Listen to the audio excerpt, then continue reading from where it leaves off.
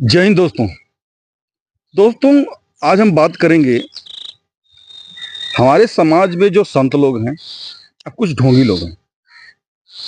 इस विषय पे इसलिए बात करेंगे क्योंकि हमारा पैसा कहीं गलत हाथों में तो नहीं जा रहा है। ऐसे लोगों को तो हम पैसा नहीं दे रहे हैं जो हमारे समाज को जोड़ने के बजाय तोड़ने का काम कर रहे हैं। तो दोस्तों, अगर चैनल पे आप नए हैं तो प्लीज चैनल को सब्सक्राइब करिए, बेल आइकन को जरूर दबाइएगा और हाँ दोस्तों, वीडियो को लाइक और शेयर जरूर करिएगा। तो दोस्तों, बात ऐसी है कि एक आदमी है, संत है, जो समाज को जोड़ने की बात कर रहा है, हिंदू समाज को जोड़ने की बात कर रहा है। ठीक है। एक आदमी कह रहा है कि सभी धर्म बराबर हैं।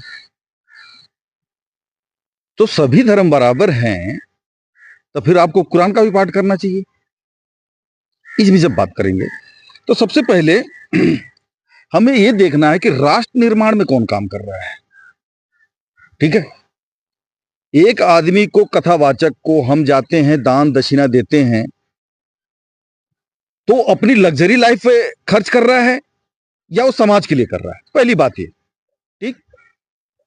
तो अभी हम बाबा बागेश्वर की बात करेंगे। बाबा बागेश्वर की बात हम करेंगे तो बाबा बागेश्वर जो है, मैं देख रहा हूं कि वो कन्याओं की विवाह भी करवा रहे हैं ना। मैं बाबा बागेश्वर के बारे में ये नहीं कर रहा हूं कि वो चमत्कार कर रहे हैं। चमत्कार में काफी एक से एक मीडिया वाले गए हैं उनके पास, जिनका उन्होंने धागे खोल दिए। ठीक है ना, जो भी कुछ है। लेकिन मैं यहां समाज की बात कर रहा हूं। किसको उन्होंने कितना रिलीफ दिया, किसको उन्होंने क्या कहा कि भाई आप ऐसा करिए, आप ऐसा हो जाएंगे, आप हनुमान चालीसा का पाठ करिए, आप बजरंग बाण का पाठ करिए, आप ठीक हो जाएंगे। ये है, वो है, जो वो रेमेडी देते हैं। ठीक है। जो लोगों का वो कल्याण करते हैं। उसके अलावा मैं बात कर रहा हूं कि समाज के लिए वो क्या कर रहे हैं। तो समाज के लिए जैसा मैंने बताया कि वो कन्याओं को विवाह कर रहे हैं, दहेज दे रहे हैं। तो एक तरीके से ये देखा जाए तो समाज के लिए काम कर रहे हैं। अगर जो हम उनको दक्षिणा दे रहे हैं, ठीक है, उनके भक्त जो उनको दक्षिणा दे रहे हैं, तो किसी गरीब की बेटी को दान पुण्य दे करके, शादी विवाह करके उसको विदा कर रहे हैं। अच्छा, अब एक आदमी को हम दे रहे हैं, और भी कई उनका काम है। क्या क्या मैं गिनती करूं? ठीक है ना, क्या क्या मैं गिनती करूं। अब एक किसी को हम दान दे रहे हैं, वो अपनी लग्जरी लाइफ पे इस्तेमाल कर रहा है। अब लग्जरी लाइफ का इस्तेमाल कैसे कर रहा है, अब उसमें मैं बात कर रहा हूं। अभी जया किशोरी जी, बिल्कुल नाम लूंगा मैं, बिल्कुल नाम लूंगा मैं। ठीक है। जया किशोरी जी के कई पता नहीं कितने बहुत महंगा बैग लेके एयरपोर्ट पर दिखी थी। ठीक है।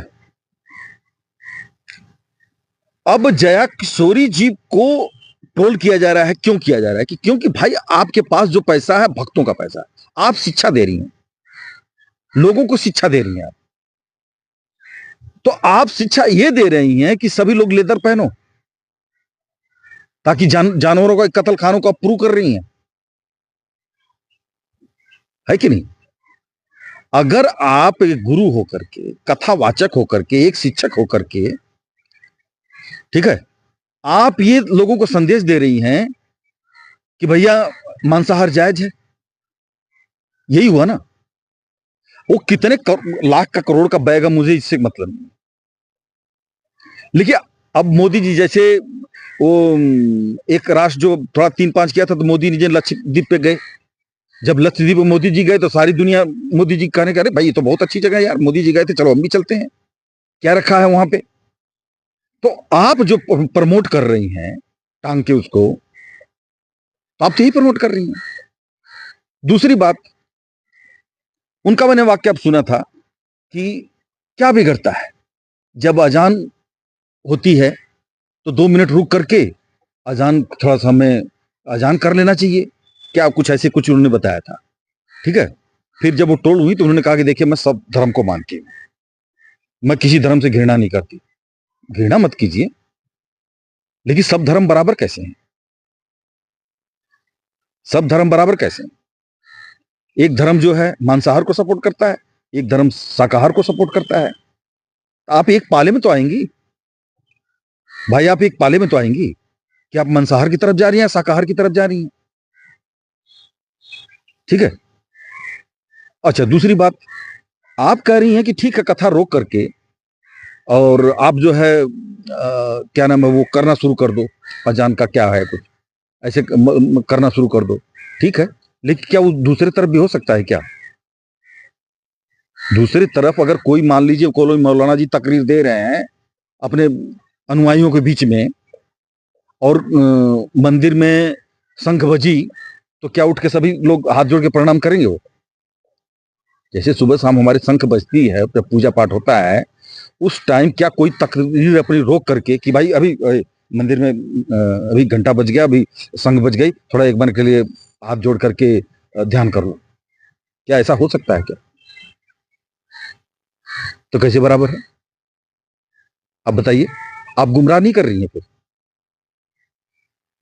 आपको ज्ञान की तो कमी है नहीं, तो आप गुमराह नहीं कर रही हैं। भाई कोई मेरे जैसा ज्ञानी आदमी बात करे, चलो ठीक है, मैं कुछ नहीं पता मेरे को, मैं क्या बोल रहा हूँ क्या नहीं बोल रहा हूँ, मेरे बात की क्या कीमत है, कुछ नहीं। देखिए आपकी मैडम, मैडम ही है आप, मैं आपको भगवान नहीं मानता। आपकी मैडम बात की कीमत है, लाखों करोड़ से करोड़ आपको लोग सुनते हैं, इसका मतलब लाखों करोड़ आदमी को आप गुमराह कर रही हैं। आपके जाते लोग चरण चूमते हैं। ठीक है। अच्छा, एक और गुरुजी हैं, तो वो आपको पता होगा, अली मौला अली मौला अली मौला अली मौला, वही बापूजी जो कथा कहते टाइम अरे रामचंद्र जी आ रहे हैं और पैर में उनके कांटा धंसा, उनके आंसू निकलना शुरू हो जाता है, पूरे पंडाल रो रहा है, राम जी को बड़ा कष्ट हो रहा है, सबको हृदय पर लग रहा है। ठीक है। जब अजान हुआ, चलो अली मौला शुरू करो, अली मौला अली मौला अली मौला। वो आपको भी वही बता रहा हूं मैं, क्या दूसरी तरफ भी आप करवा सकते हैं ऐसा? दूसरी तरफ करवा सकते हैं ऐसा? हैं? तो क्यों नहीं किया जाए कि आप गुमराह कर रहे हो समाज को?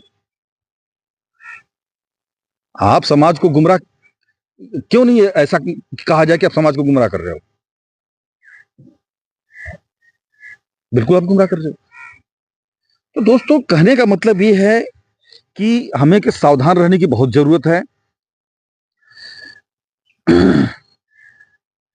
नहीं तो ये लोग हमारे धर्म को जोड़ेंगे नहीं, बल्कि तोड़ देंगे। और हाँ, अब देखिए, एक कथावाचक है, वो कथा सुना रहा है, ठीक है ना, कथा सुना रहा है। अब उसमें परिवार में किससे कौन सा क्या है, अब उसको आप समझाना शुरू कर दो कि जब आप अपनी पत्नी को देखो तो कह दो क्या खूब लगती हो, बड़ी सुंदर दिखती हो। अब पत्नी को भी कहना चाहिए कि मिले हो तुम हमको बड़ी नसीबों से। अरे भाई, आप चलिए ठीक है, ज्ञान दे रहे हैं, ठीक है भैया, है, लेकिन यही ज्ञान रह गया आपको। अब मैंने सुना है वो भी वृद्धाश्रम वगैरह चलाते हैं, ठीक है ना, लेकिन मैं कह रहा हूं कि समाज में आप जागृति फैलाइए ना, कि अपने माँ बाप को लोग अपने साथ रखें। क्यों वृद्धाश्रम होना चाहिए? मेरी माँ से कोई मुझे दिक्कत हो कि मैं कहूंगा, उसको मुंह पे कहूंगा, माँ तू तेरी गलत बात है, क्यों हमेशा झगड़ा करती है? लेकिन इसका मतलब ये थोड़ी उसको उठा के ले आके मैं अनाथ आश्रम, सॉरी, वृद्धाश्रम छोड़ आऊंगा। ऐसे लोग जो छोड़ते हैं उनके खिलाफ एफआईआर क्यों नहीं करवाते हैं? जिन माँ बाप की पूरी संपत्ति लेकर के एक आदमी वृद्धाश्रम छोड़ते, आप वृद्धाश्रम चला रहे हैं, उसके हिसाब से आप फंड ले रहे हैं, चलिए मैं बहुत अच्छा कर रहे हैं, गौशाला चला रहे हैं, वृद्धाश्रम चला रहे हैं, बहुत अच्छा कर रहे हैं, ठीक है ना, लेकिन जो समाज में बॉलीवुड का गाना सुना के आप ये कर रहे हैं, ये क्या अच्छा कर रहे हैं?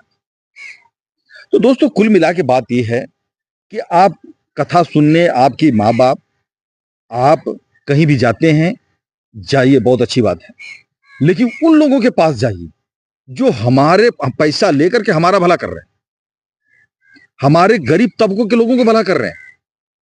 ये नहीं कि जो लेकर के अपनी लग्जरी लाइफ जी रहा है, हेलीकॉप्टर में उड़ान भर रहा है, एक कथावाचक बताइए 50-50 हजार रुपया एक कथा का ले रहा है? बाप रे बाप। हमारे 500 रुपया में पंडित जाके कथा करके चले जाते हैं। मेरे पिताजी बोले 500 क्यों दोगे, 100 रुपया 200 रुपया दे दो। मैंने कहा, अरे पिताजी, कोई हमारे पास विद्वान आदमी आया है, वो कथा कह रहा है, अब बताइए कि हम उसको 500 रुपया नहीं देंगे, 600 रुपया 700 रुपया दिहाड़ी हो रही है मजदूर की, ये अच्छी नहीं बात है। ठीक है, वहां हम उसको 500 रुपया देने में हम वो करते हैं। और ऐसे से ढोंगी कथावाचकों को हम मतलब कि कई कई हजार का टिकट लेके जाते हैं, वहां चढ़ावा चढ़ाते हैं।